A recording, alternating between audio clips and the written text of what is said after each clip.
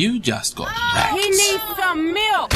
What's going on, guys? It's K-Dub here with another episode of Crypto Zombie. So today is Saturday. Welcome back to the channel. Hope you're having a great weekend, but let's be honest, after that bloodbath that we had this week, we will take it, right? Bitcoin is up 1.24%. However, the one thing that you do notice is the Bitcoin dominance has been pulling back. You can see right here, we were up around 73.48%, and we've fallen down under 70%, and currently, we are seeing a nice little kind of push in the altcoins. The altcoins are feeling the love today. So I do want to discuss what's going on with Bitcoin dominance first and foremost. I think that's important. Also, having a look, I mean, didn't it kind of feel like the crypto end of summer sale? Literally, like I just imagine a guy like on the side of the road, like, get your Ethereum here, $164. We got EOS for $250, you know, just like peddling it on the street corner. Kind of felt that way, but nevertheless, people are buying the dip. So I do want to talk about that. And one other thing, which we talk about a lot on the channel, is the fear and greed index. And this is probably one of the most split down the middle indicators I've come across. Half the people say it's a completely useless, just where are they even getting this information from, right? And other people totally live by it. They're like, I follow this thing. I do whatever it says. Okay. Well, guess what, guys? I actually took the opportunity to plot the fear and greed index out, and you are going to probably be a little bit surprised with the results. So we're going to talk about that. And also one other thing that we are going to mention is a specific analyst that actually called the 8K dump way back in July has now made a prediction of a $12,000 Bitcoin. So we're going to look into the charts and we're going to see what's going on. But currently, I don't really like the way Bitcoin's moving right now. It's kind of looking kind of limp, like it's sort of, I don't like the way it looks right now. But that being said, it is the weekend and we do get lower volume. So if that sounds good to you, well, you know what to do. Also, if this is your first time checking out the Crypto Zombie channel and you're not subscribed yet, well, you're definitely missing out. We do this every single day, even on weekends, as you can tell. And as most people know, every Monday we give away a Ledger Nano S hardware wallet. All you got to do is drop a comment on literally any video throughout the course of the week and you are eligible. Now, I was actually, as you can see, looking at the altcoins because Bitcoin dominance has pulled down on CoinMarketCap to 67.7%. You're seeing the altcoins, Zilliqa up 16%, Riff 15, Icon 13, Zcash, Engine, Elastos, Kyber. In fact, there is a lot of green today in the altcoins. However, here's the thing. Where's the money flowing into the altcoins? Primarily Bitcoin. You can see right here. And where has the money that's been flowing into Bitcoin primarily been coming from? Well, it's 1.9 billion from Tether and only 379 million USD. So clearly we are still inside. It's money just basically getting transferred from crypto to crypto, Tether to Bitcoin, Bitcoin to other things. We're not really seeing an insurge of this new money. Do want to talk about that. You are noticing volume dropping off. It is the weekend, okay? 400 million for Bitcoin, but scrolling down here, $605 million for Tether. So something's definitely happening in the background with the Tether pairs, and we're going to dive in and have a look. I definitely already talked about this, having a look. We are talking about whether or not we're still in a bull market or a bear market. A lot of people still looking at that 200 daily moving average. Yesterday, we spoke about how we did have a similar drop back here, right in May of this year when we were rallying up. It was a little under $2,000. So history, is it repeating itself? Well, that's what we're going to talk about today. Also, if you didn't get to check this video out, I will drop that above for you guys. But here's the situation. We really quick recap. We had the death cross. We fell lower. We're currently just barely sitting in the blue zone, but what I wanted to point out was yesterday, we were talking about the MACD, right? And I was saying that we hadn't seen levels this low, and the last time we actually curved into the mild red, well, we're currently doing that right now. So does this mean we're going to have a trend reversal? Well, one other thing you're noticing is the Bollinger Bands on the 4-hour has gotten very tight. You can see it's only from here to here. So this is definitely signaling Bitcoin wants to do some kind of a move in the short term, but we are getting stomped out at this $8,100, kind of like $8,200 level you can see right here. We just keep hitting it and we can't get above it. So if Bitcoin was to fall to the lowest support, even lower than the wick, that's around a $7,600 level. However, keep in mind, if we do break above 8,200, our next resistance is sitting at around 8,785. So that actually creates a lot of room to play around here. So if we are able to burst through this level, you know, if you were to maybe put in maybe a long position here and then kind of be careful with your stop up here, or put a stop down here, excuse me, and take profits before, that's a possibility. Okay, we could look into that. Not financial advice, that's not what I'm saying. And the reason that I am suggesting be very careful right now is because of the VPVR. And these are essentially the most accumulated levels, right? They tell you the prices that there was the most action at. So the most action, hands down, was around $3,821. I don't think we're going that low, but you do notice that we got stomped out around the $7,911 level. We wicked slightly below it, and we are currently being supported by it right now. Now, there's not much activity as far as the VPVR is concerned. Yes, we have different levels we put in, but looking above here, not much trading really took place in this area. So the next level is that $10,162 level. There is a lot of wiggle room here to play around. But the reason that I'm bringing this up is because just, you know, talking about the bullish case, there's also the bearish case as well. If we fall below, you could see there was barely any trading in here whatsoever. And the next level of support is around the $5,219 level. So I just want to say why this really is the danger zone. And if we fall lower, there's not a lot of areas we could look for that support. You have the $7,200 4-hour CME futures gap, if you even want to call it that. But after that, we have absolutely nothing moving forward. Now, there was a little bit of bullish news, right? We were supported by the bottom of the EMA ribbon on the weekly, literally exactly supported. I mean, that is like perfectly, like textbook, perfect support. That, in my opinion, is short-term bullish. But of course, you know, guys like Peter Schiff and other gold bugs, they couldn't wait to jump out. The Grayscale Bitcoin Trust is down almost 50% in the past 3 months. During the decline, CNBC has been running commercials nonstop, urging their viewers to drop gold, which has risen 7%, and buy Bitcoin, while anchors and guests have repeatedly encouraged investors to buy Bitcoin. Okay, well, I took the liberty. Why not? Hey, let's start from January 1st of the beginning of this year. Sounds like a great place, right? Well, this is basically the charts. So you can see Bitcoin in blue and gold in yellow. So yes, gold is up 17.31%, but even with this massive dump, Bitcoin is still up 108%. So not too sure what you're talking about here, Peter Schiff. Bitcoin was clearly the better investment. Maybe not during this kind of period that we had of consolidation, but as far as the beginning of the year is concerned, I mean, basically, if you bought Bitcoin anytime essentially before June of this year, you're doing very well, or June 12th, I should say. And this is essentially just a correction. But that being said, having a look, not only does Bitcoin trump gold, it trumps basically everything else. Dow 15%, NASDAQ 21, S&P 18, Bitcoin, this says 118, but we just looked at it live. It's up 108. So yeah, I think Bitcoin is clearly the king. I don't think we need to have this conversation any longer. And just keep in mind that it is cycles. That's basically all it is, guys. We just go through these cycles, and Bitcoin is currently in what I believe to be entering the reaccumulation phase, which is essentially the phase right before the bull run, right? However, the question is, are we going to see a new all-time high before the halving? Well, we also talked about that in yesterday's video, so definitely check that out. But the trend is your friend until the end, and the super guppy, I know it's everyone's favorite indicator out there.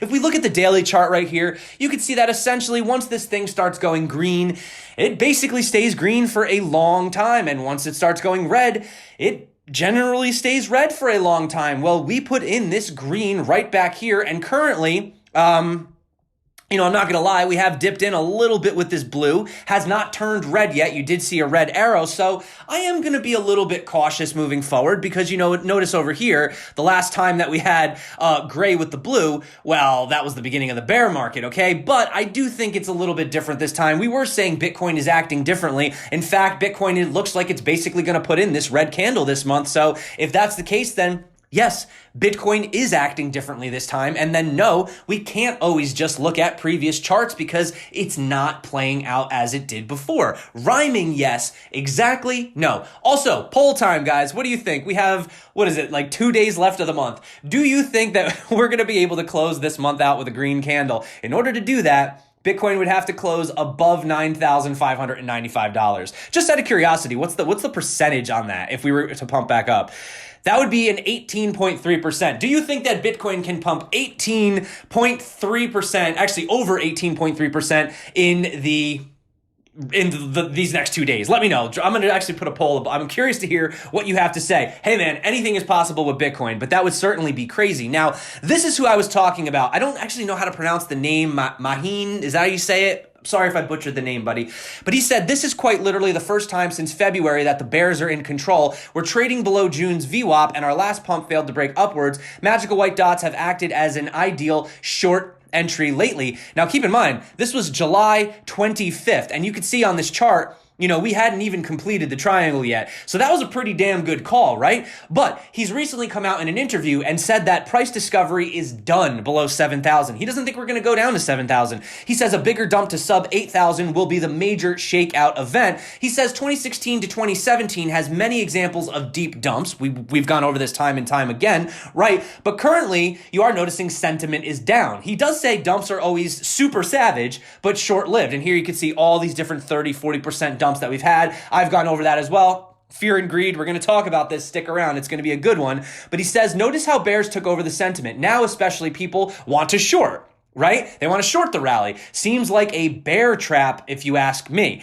$700 range is confirmed demand zone, so bears will be cocky here at the worst range, but it's just begging to become a major shakeout. And this is what I wanted to point out.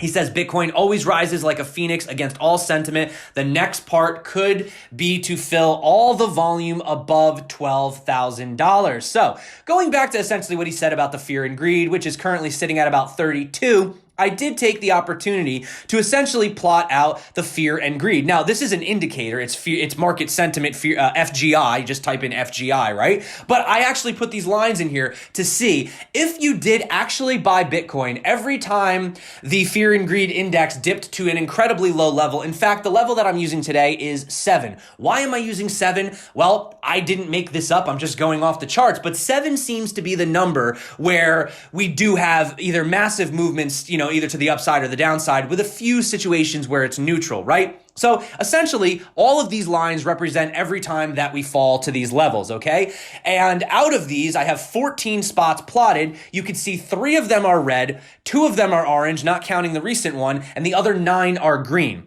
What does this mean? Well, essentially it means out of the last 14 times, 3 of them would not have been a good idea to buy Bitcoin when the fear and greed index was at these levels. 2 of them were relatively neutral. Bitcoin didn't do much, but the other 9 times, so 9 out of 14 times, Bitcoin actually pumped.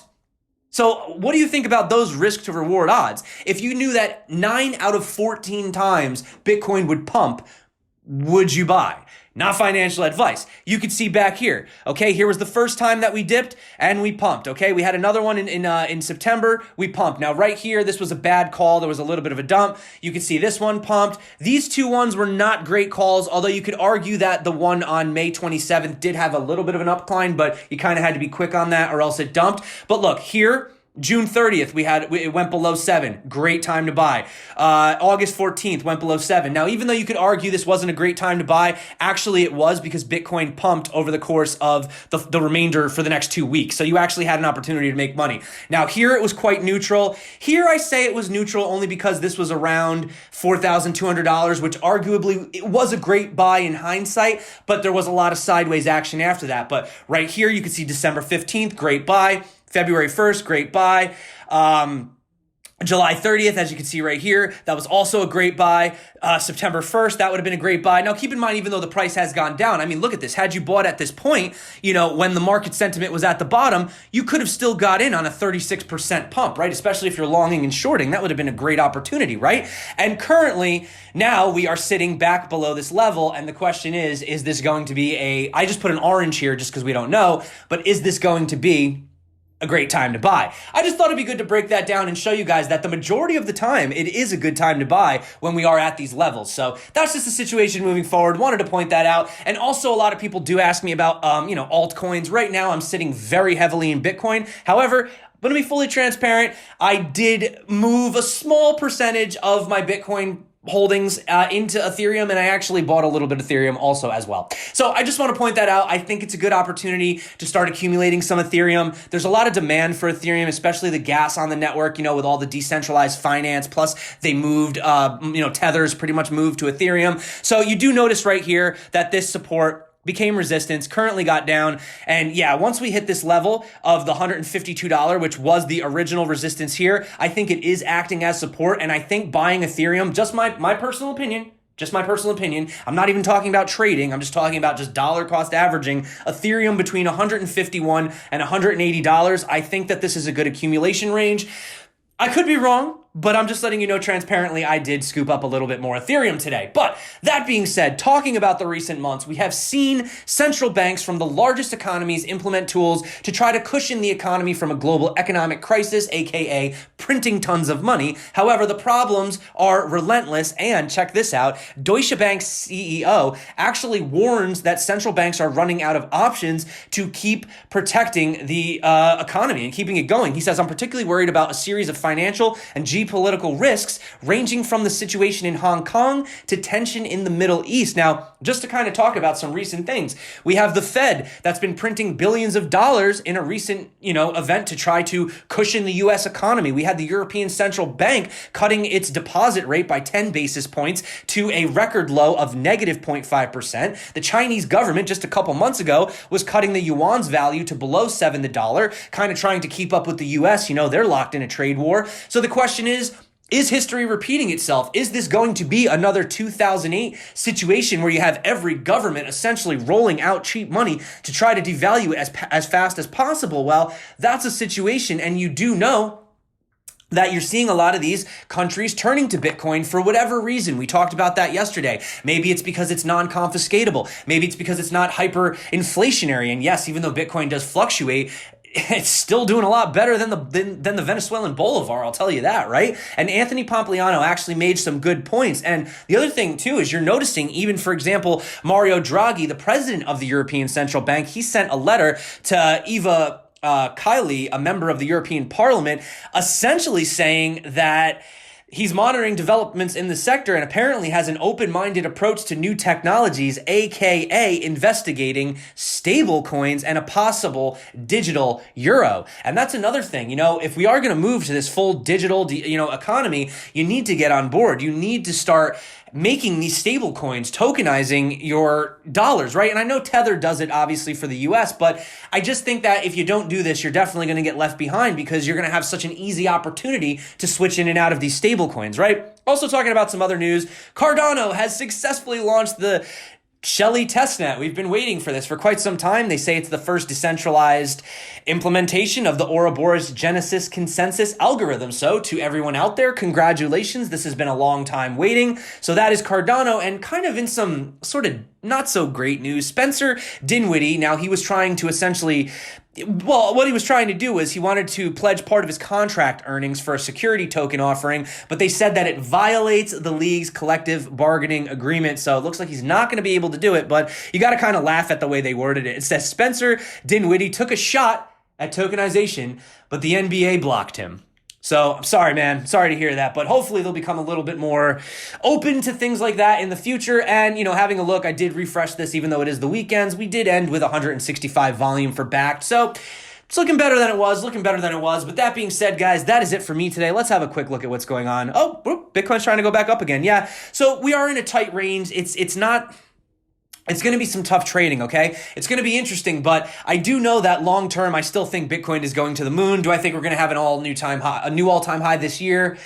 That's going to be a little bit difficult. But hey, man, $16,000 like the anonymous 4chan guy said. Maybe we might see a $16,000 Bitcoin by the end of the year. Let me know what you think, guys. But that is it for me today. Don't forget, we do only have one day after today for the ledger. If you want that, drop a comment below. And also, as usual, guys, I do just want to remind you that, the Bybit promotion is ending soon. So if you guys are looking to get in on that, that is $110 for 0.2 BTC. And then they are offering an extra $200 if you meet certain trading specifications. Check